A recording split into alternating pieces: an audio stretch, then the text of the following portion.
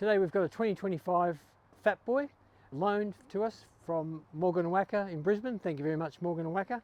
And we're just going to run through how our stands work. So we supply a through axle bobbin kit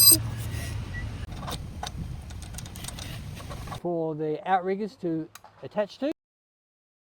But one of the caveats is standard exhaust pipes won't work.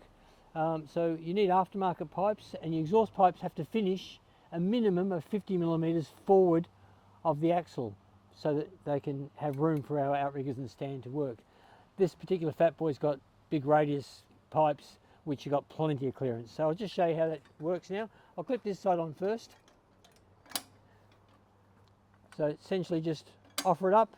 Once the stand's clipped on there, you can let go of it. It's all safe. So just come around the back of it. You've got your loading handle in position. Just have both wheels on the ground, push down. That lifts the back wheel up. Then we pull the loading handle off and we put it in the safety position.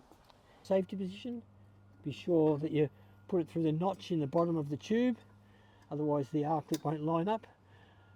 And this device is designed so that if you roll over and you hit a rag or a spanner, the stand won't tip off the stand.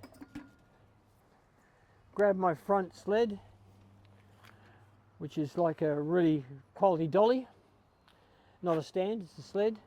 So just roll the Fat Boy onto the sled, then once it's on the sled, push down. There you have it. Your Fat Boy can be maneuvered in any direction you like.